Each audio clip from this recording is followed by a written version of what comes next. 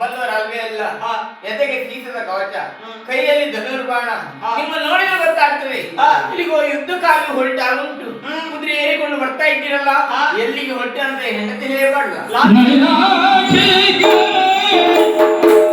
ಈಗ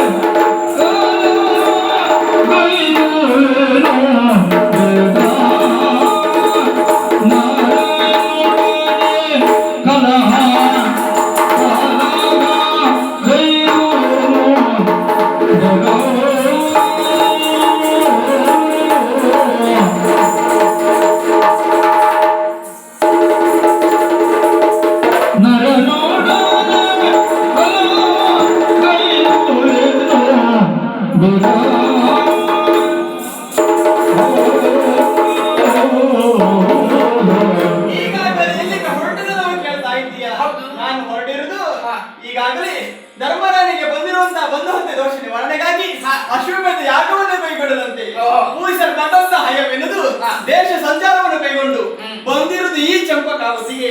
ಈ ದುರ್ಗದ ಬೆಂಗಾವಲಿಗೆ ಬಂದವರು 3 ಲೋಕದ ಗಂಡು ವೀರ ಭಾರತ. ಆತನೊಡನೆ ಭವನಕ್ಕೆ ಹೊರಟಿದ್ದವನಿದ್ದೇನೆ.